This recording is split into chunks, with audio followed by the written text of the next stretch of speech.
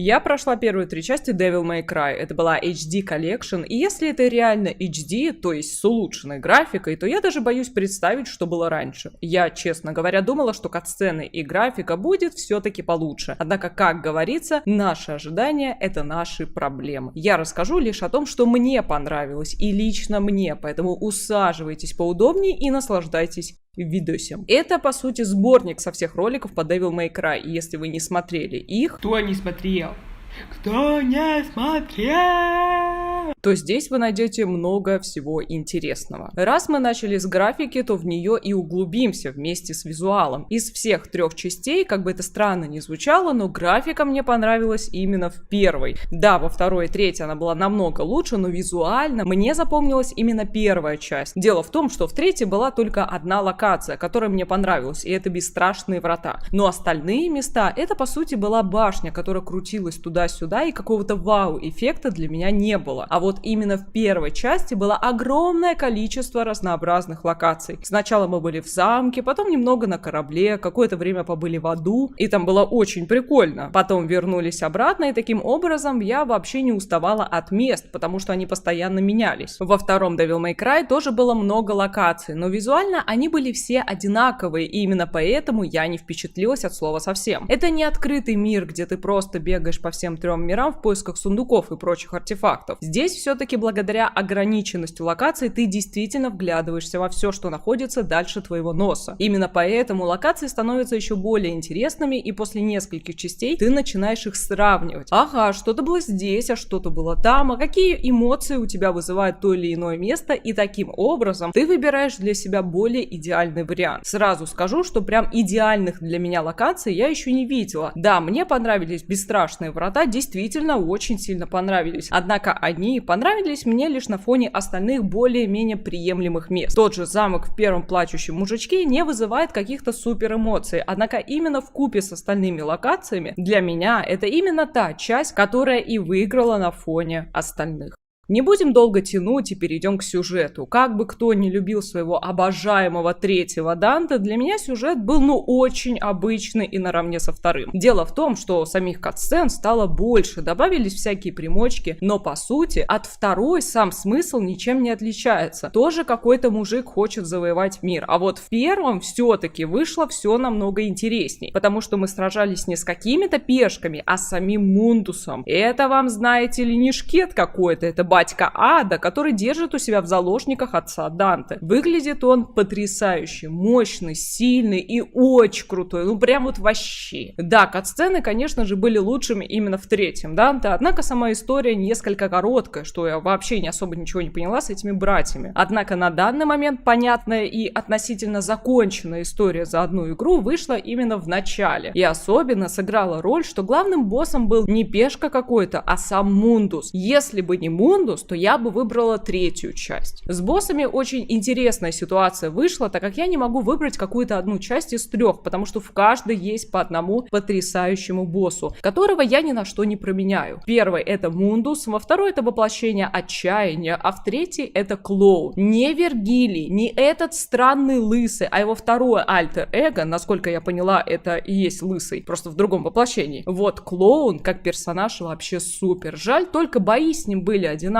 Шарик, конечно, прикольный, но мне казалось, что клоуна сделают более интересным, и вокруг него будет большая история. Очень хотелось бы увидеть именно его как главного врага с какими-то супер приемами. Если смотреть на остальных всех боссов, то, конечно, выигрывает 2-я однозначно. Кроме клоуна в 3-й я вообще никого не запомнила. А вот в 1-й только Мундуса и Паука, а во 2-й почти всех. И Змееголовая, и Последний, и Аргасакс Хаус, и сам Ариус в 2 вариациях, и Болверк с волками. Вспомнился почему-то босс из картины Арианделя в 3-м Дарке с волками. В общем, тут пруд-пруди интересных и красочных врагов, в отличие от 3-й, где по сути был клоун, девчонка-леди, лысый и Вергилий. Но мне никто из них не понравился. Кстати, Адам, ах, какая же лучшая женщина во всех 3 мирах.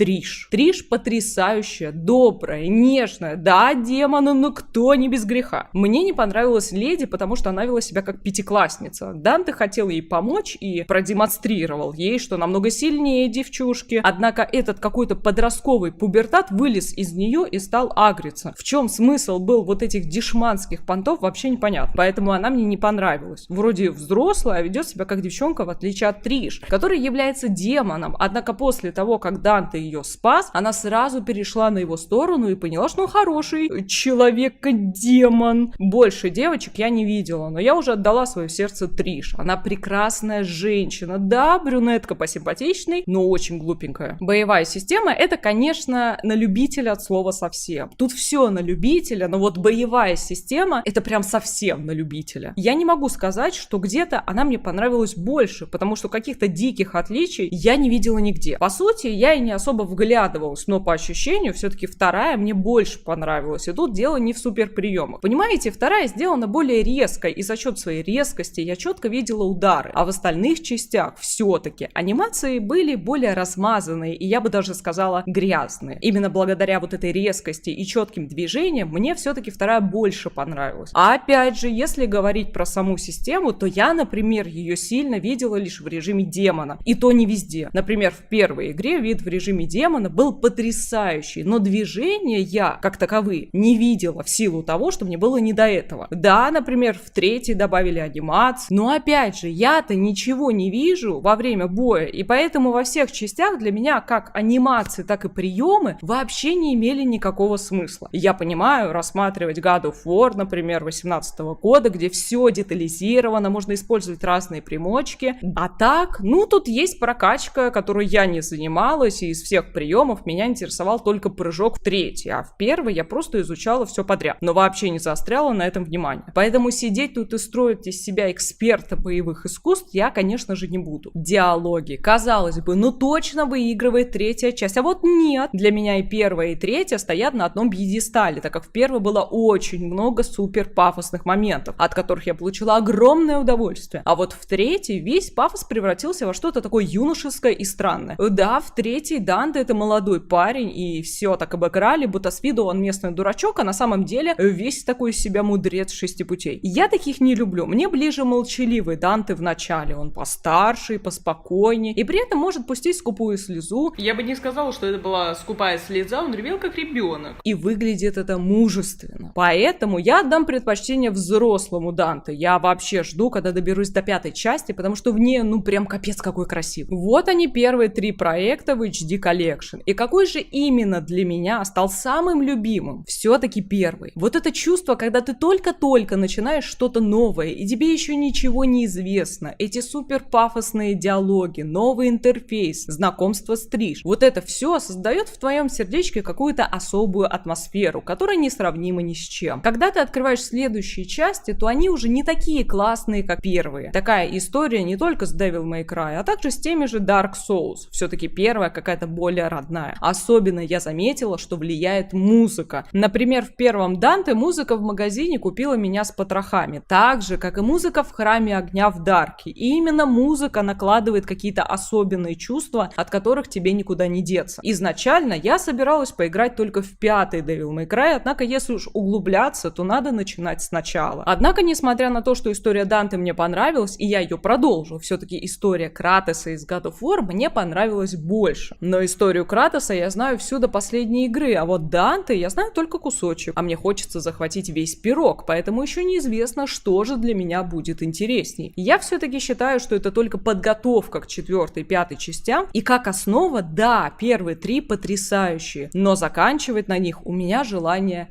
нет. Фундамент проложен, сферы куплены, режим демона активирован и полный вперед.